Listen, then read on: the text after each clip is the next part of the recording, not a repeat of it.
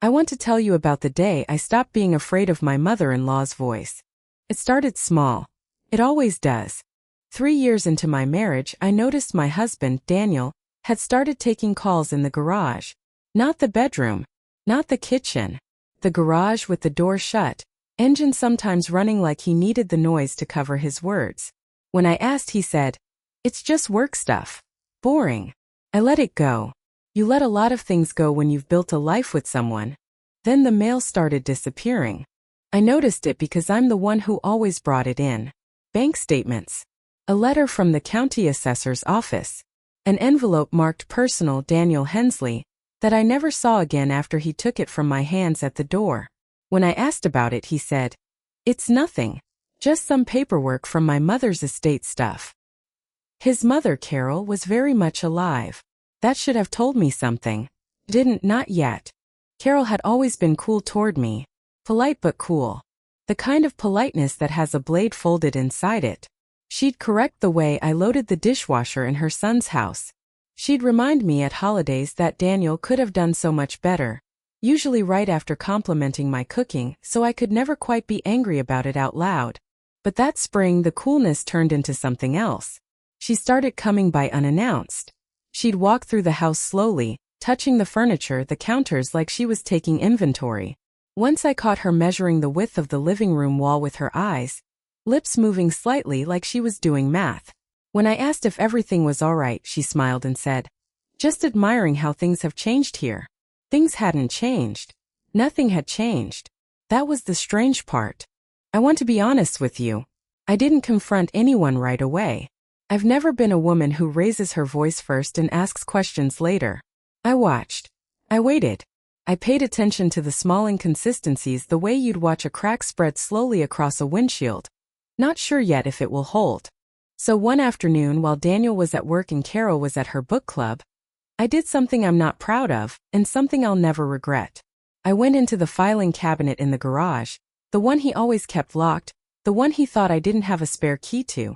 I did. I'd found it years earlier and never needed it until I did. Inside there were loan documents. 3 of them.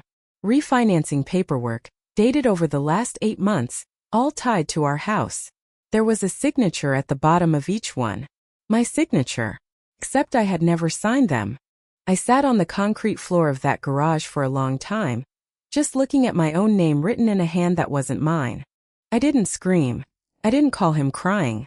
I photographed every page with my phone, put everything back exactly where I found it, right down to the angle of the paperclip, and I waited. 2 weeks later, Carol showed up on a Sunday morning while Daniel was conveniently out getting bagels, which, looking back, was clearly staged.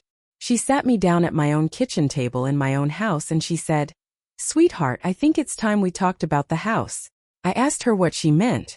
She folded her hands and said, gently like she was doing me some kindness, "This isn't your home anymore.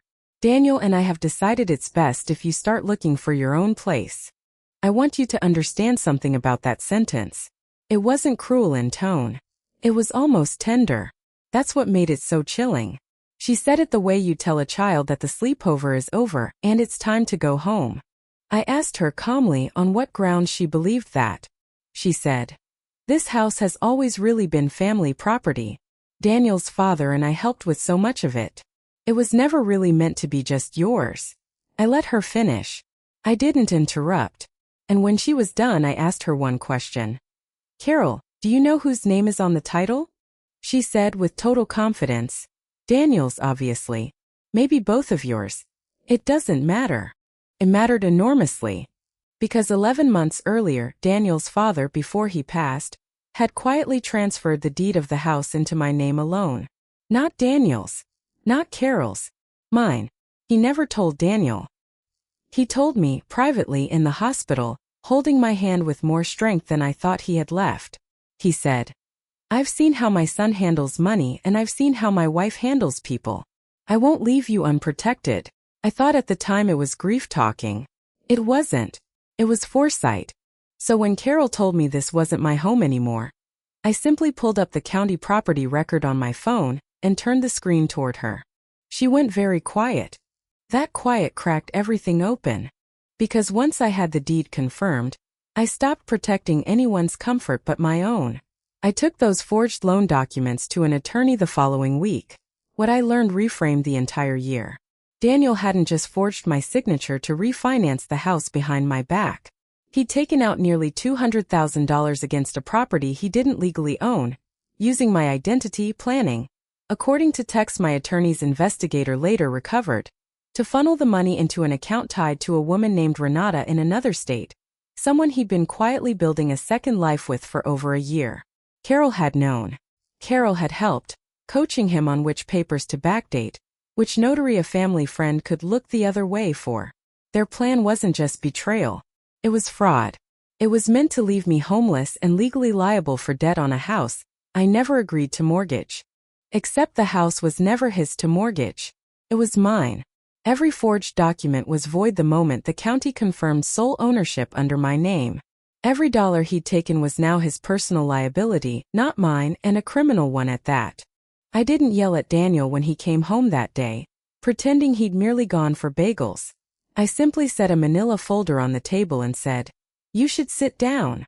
I watched the color leave his face as he read, page by page, the unraveling of a plan he thought was airtight. Carol never apologized. Some people can't. But she never walked through my front door again either. I kept the house. I kept my name on the title, exactly where his father had placed it, like a small quiet promise that outlived him. And I learned something I now carry with me everywhere. The people who try to convince you that you don't belong somewhere are often the ones most afraid of what you'll find if you simply look. I looked, and it saved me.